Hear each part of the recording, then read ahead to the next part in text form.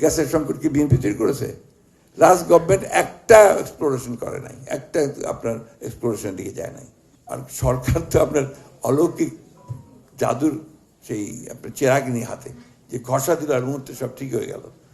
একটা মানুষের সারা জীবনের অর্জন একটা ছোট্ট একটা রিল তৈরি করে বা শেষ করে দিল।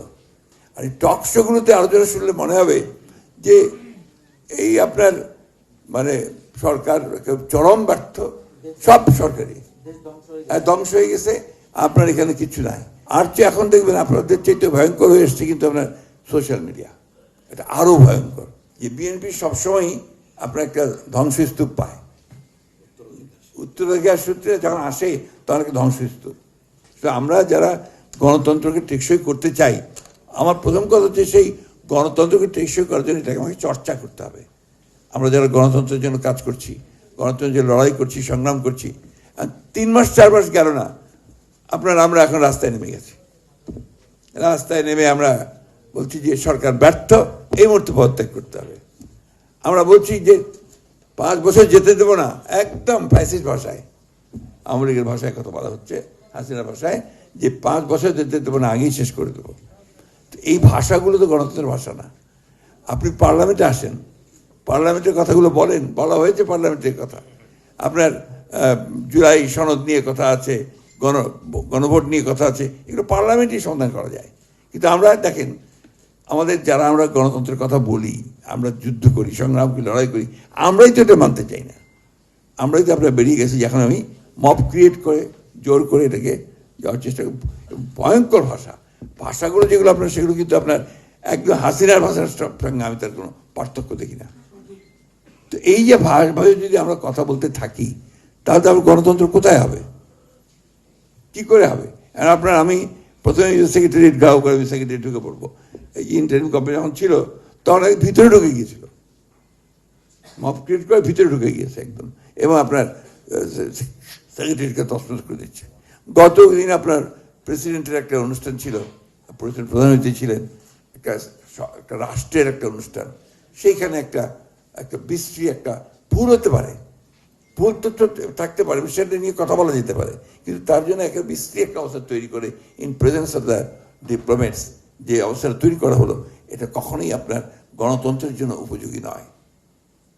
এটা গণতন্ত্র হতে পারে না এইভাবে। সুতরাং আমরা সবাই চাই যে আমরা একটা চমৎকার একটা গণমাধ্যম থাকবে, সেই গণমাধ্যমের মধ্য দিয়ে আলোচনা সমালোচনা সব কিছু হবে। এটা তো আপনার ইয়ে আমাদের সেই আমরা ইকোনমিক্সে পড়তাম, আপনার যে পারফেক্ট কম্পিটিশনের একটা আপনার সংজ্ঞা ছিল, যে সব শেষে বলতো other things remaining the same, অর্থাৎ যদি এগুলো সব ঠিক থাকে তাহলে এটা হবে। তখন আমাদের অবস্থাটা দাঁড়িয়েছে এটা আর কি। এখন হ্যাঁ, এটা আপনার নির্ভর করবে কালচারের উপরে, আপনি কিভাবে প্র্যাকটিস করছেন।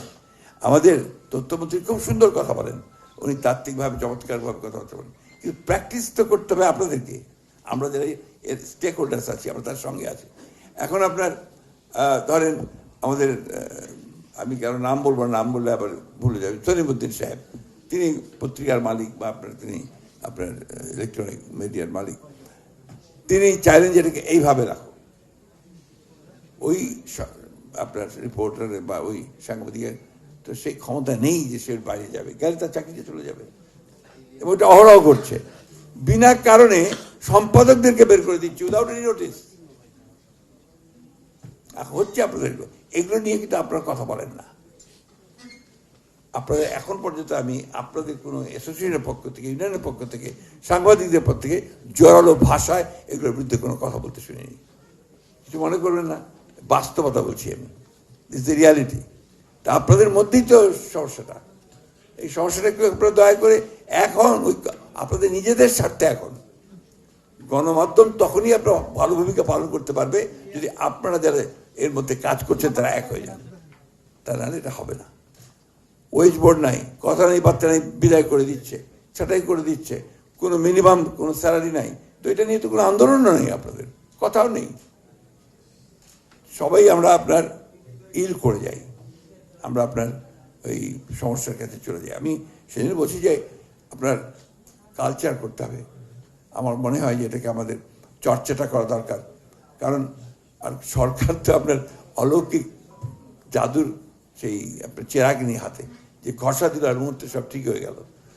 সরকারকেও তো চেষ্টা করতে হবে, হ্যাঁ সরকারকে অবশ্যই আপনারা সবসময় রাখবেন, চোখে চোখে রাখবেন, সরকার ভুল করছে সেটা তুলে ধরবেন, কিন্তু তাকে সময়ও দিতে হবে। তো এখন পর্যন্ত আমি সেদিন দেখলাম একটা টক শো হচ্ছে আপনার কোনো একটা ইলেকট্রনিক চ্যানেলে, সেই টক শোতে বলা হচ্ছে সরকারের ব্যর্থতার 4 মাস, টক শোর হেডলাইন।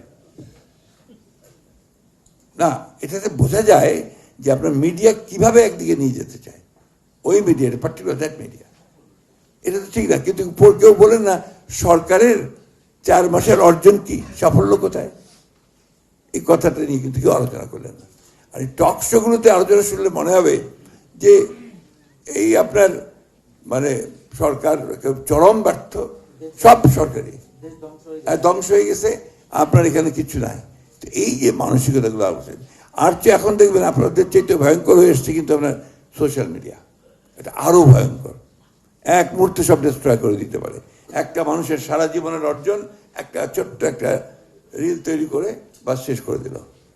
এই যে আপনার একটা প্রবণতা চলে এসছে, এই যে একটা ভয়াবহ একটা অবস্থা চলে এসছে, এটা একদিনে একজনের পক্ষে আপনার সব ঠিক করা সম্ভব না। সারা পৃথিবীতেই, আমি আজকে সকালে আমার ওখানে কয়েকজন নেপালি ডক্টর এসেছিলেন, এরা আপনার আমার বাংলাদেশে এসছেন আই ক্যাম্প করার জন্য। এদের আপনার কতগুলো হাসপাতাল আছে, এনজিও আছে, তারা আপনার দেশেও করে, আমাদের দেশে আমরা যোগাযোগ করি, তারা এসছে। আমার ঠাকুরগাঁয়ে আপনার ওরা একটা আই ক্যাম্প করেছে। তো তার মধ্যে কয়েকজন ভদ্রলোক আছেন যারা এখানে মেডিসিন পড়েছেন, এখানে পড়ে তারপরে চলে গেল। তাই বলে আপনাদের দেশের অবস্থা কি? আমাদের তখন আমরা টালমাটাল, এই আজকে এক সরকার যায়, কালকে এক সরকার আসে। আর জেএনজির এই বিদ্রোহের পরে এখন তো আরো খারাপ অবস্থা। কি বলে, এখন তো সব মন্ত্রী হচ্ছে আপনার সব ইয়াং ম্যান, সমস্ত বয়সের লোকজন। তারা আজকে এক সিদ্ধান্ত নিচ্ছে, ওটাকে বদলে 3 দিন পরে আরেকটা সিদ্ধান্ত নিচ্ছে।